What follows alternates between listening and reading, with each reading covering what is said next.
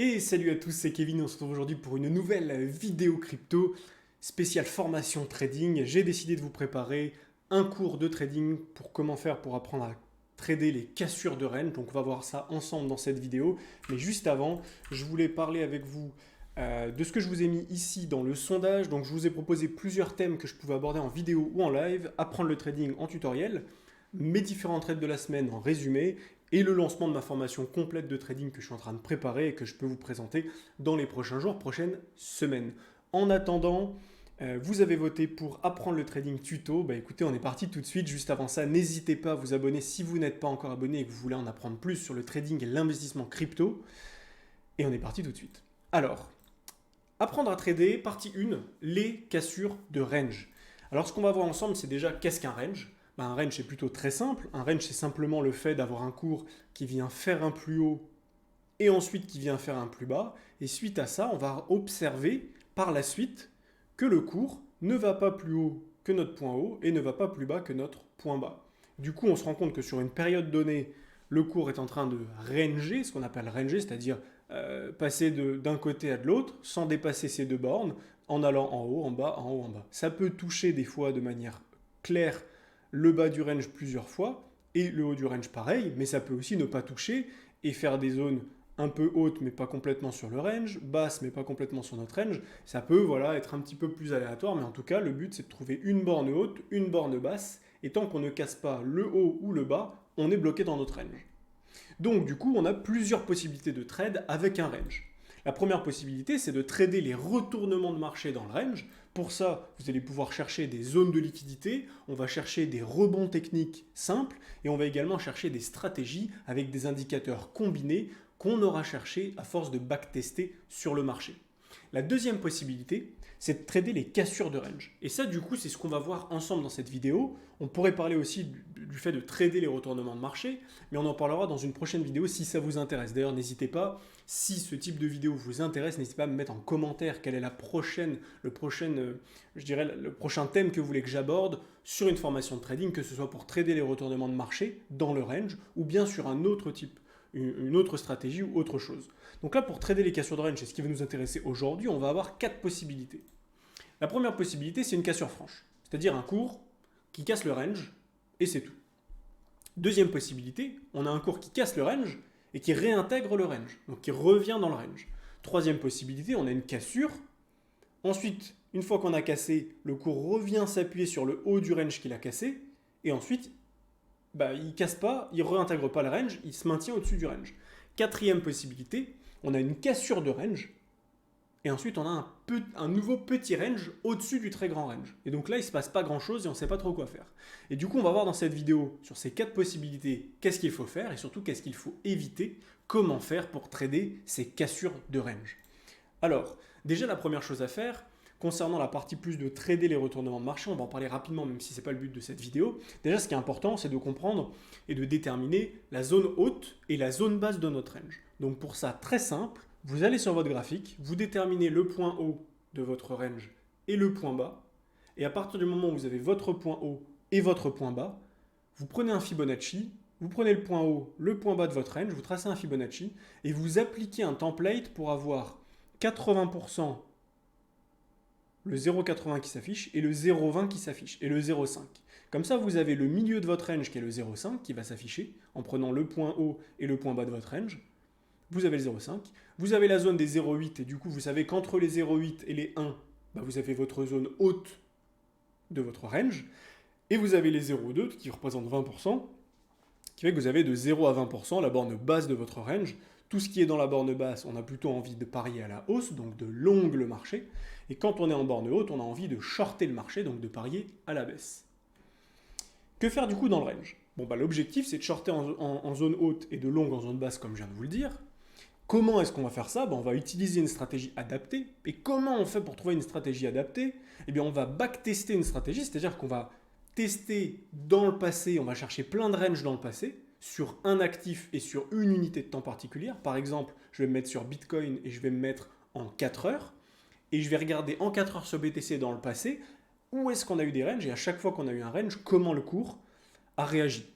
Et du coup, on va donc prendre une stratégie, on va la backtester, c'est-à-dire qu'on va aller dans le passé, on va dire, ok, quand il y a le range, quand ça fait ça, qu'est-ce qui se passe? Ok, ensuite je vais prendre un deuxième exemple, ok, quand il y a le range, est-ce que ça fait la même chose? Oui ou non? Oui, ça fait la même chose. Ok, une troisième fois sur un nouveau range, est-ce que ça fait la même chose? Et si vous vous rendez compte que sur 50 exemples, il y a 40 fois où ça fait la même chose, bah ça y est, vous avez trouvé une stratégie qui vous permet de comprendre ce que le cours peut faire derrière.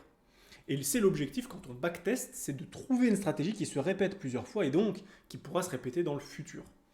Donc on teste on va backtester une stratégie plusieurs dizaines, voire même plusieurs centaines de fois avec l'expérience, voire même plusieurs milliers de fois au bout d'un moment.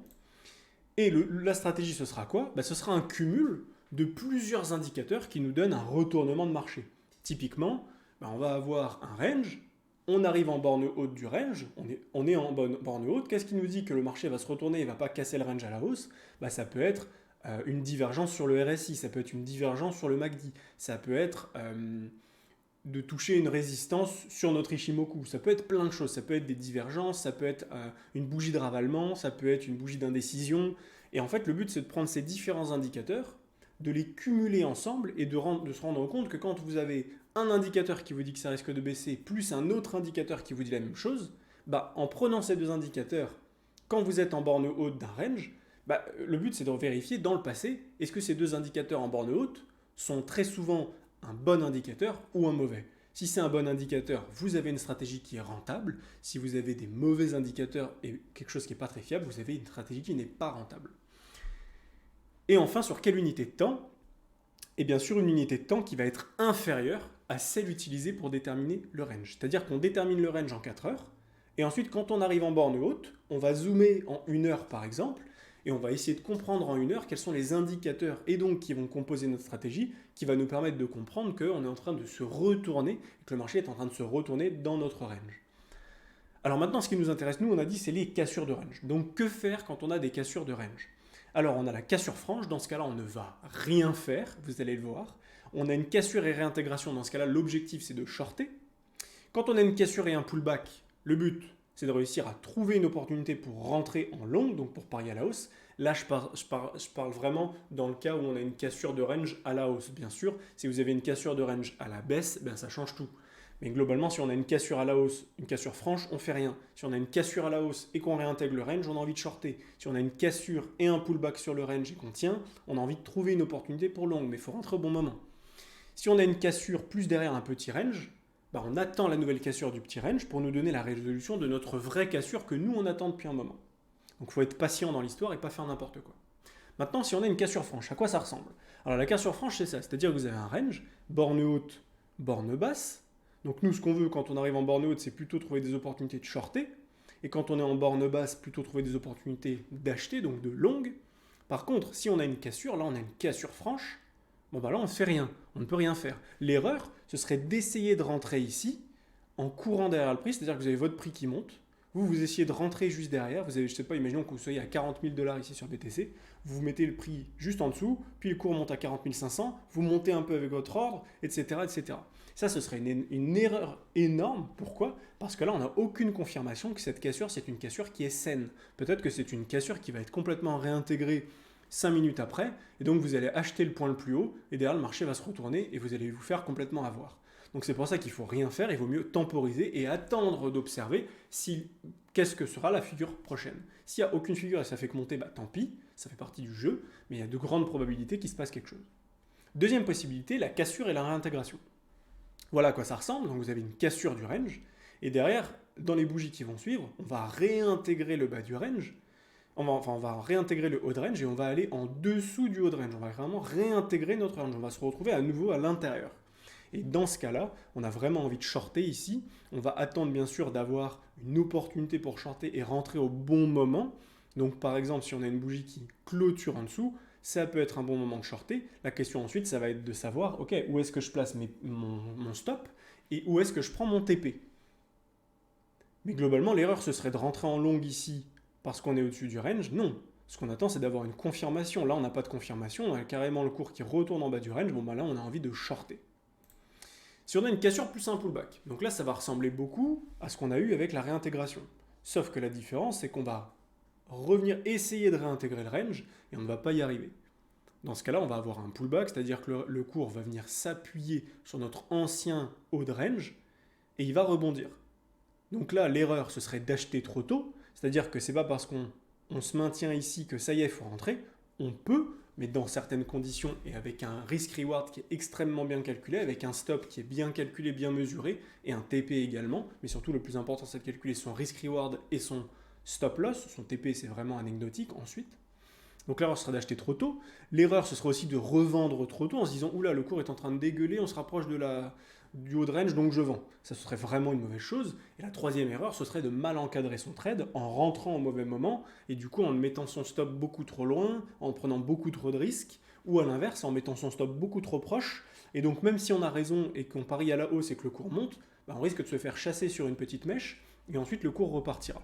Donc la solution ici, c'est d'acheter sur un rebond avec un bon encadrement, un bel encadrement de trade, c'est-à-dire soit on a une touchette vers le haut de notre range avec une belle mèche, de la divergence, une bougie de ravalement, en tout cas une stratégie, un setup qui nous intéresse et que j'apprends à mes différents élèves que j'accompagne en individuel, ou soit si ce n'est pas le cas, si on n'a pas ça, ou qu'on a envie d'être plus patient, on va attendre d'avoir donc notre premier point haut, notre pullback, ça tient, on se maintient, on attend un W, une nouvelle cassure de notre ancien point haut, et là on va avoir des opportunités de rentrer avec des points hauts et un stop juste en dessous. Et ça va nous permettre d'avoir des super opportunités de rentrer et derrière de surfer sur des cours qui vont accélérer et qui vont passer super vite. Enfin, la cassure plus le petit range. Alors ça, je dirais que c'est quelque chose qui est plutôt particulier, mais qui est au final très très facile à trader. Alors l'erreur ici, ce serait d'acheter ou de vendre, puisqu'au final vous êtes au-dessus du range, c'est bien, mais vous n'avez aucune confirmation. Donc soit vous avez l'opportunité d'acheter vraiment quand on est tout en bas de notre... Donc quand on a retesté le haut de range et que ça tient, donc ici on aurait l'opportunité d'acheter, mais sinon ce serait une erreur d'acheter n'importe où ici ou bien de vendre. Encore une fois, on est en haut de range, on est sur une zone extrêmement tendue, à tout moment vous pouvez vous faire sortir par des mèches, donc l'erreur ce serait d'acheter et vendre de manière un petit peu aléatoire. La solution ici, c'est simplement d'attendre la résolution de votre range, soit sur un range classique comme on a ici, c'est-à-dire que ce qu'on a fait ici, on va le reproduire en haut, avec des points hauts, des points bas sur les mêmes zones, et ensuite dès qu'on a une cassure, si on a une cassure réintégration, on va parier à la hausse pour aller en haut. Si on a une cassure à la hausse et une réintégration dans le range vers le bas, et bien là on va vouloir shorter pour toute la descente. A l'inverse, ça peut aussi être un range qui est différent, avec un triangle de compression par exemple, on va simplement attendre que cette compression se termine. Dans tous les cas, ici, on a besoin d'être extrêmement patient et d'attendre de voir ce que le cours nous fait. Et donc derrière, d'encadrer correctement son trade en rentrant au bon moment. Souvent, la plus grosse erreur que je vois, c'est que les gens ne rentrent pas au bon moment, et du coup, vu qu'ils ne rentrent pas au bon moment, forcément que leur encadrement de trade n'est pas très bon, parce que leur stop est beaucoup trop loin, leur TP n'est pas si bien que ça, ils commencent à paniquer, vu qu'ils ont un stop qui est loin, ils perdent beaucoup, quand tu perds beaucoup, tu paniques, et émotionnellement, c'est compliqué. Donc voilà en gros ce que j'avais à vous partager sur ces 4 cassures différentes.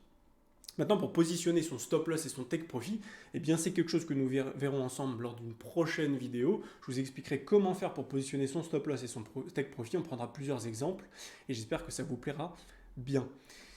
Maintenant, pour les plus sérieux d'entre vous, je sais qu'il y en a, la plupart veulent juste des solutions rapides, veulent juste l'indicateur parfait, mais pour ceux qui sont les plus sérieux d'entre vous, si vous avez un capital de trading de plusieurs dizaines, voire plusieurs centaines de milliers d'euros, et que vous souhaitez apprendre à trader professionnellement, de la bonne manière, en encadrant correctement les choses, sans risquer de perdre l'intégralité de votre capital en faisant n'importe comment, et en étant accompagné de manière 100% en individuel pendant 3 mois, prenez rendez-vous avec moi, le lien est dans la description. Je ne prends que 4 personnes supplémentaires sur ce premier trimestre 2024. Donc si vous souhaitez monter en compétence sur cette année 2024, janvier, février, mars, avril, n'hésitez pas à prendre rendez-vous, le lien est dans la description.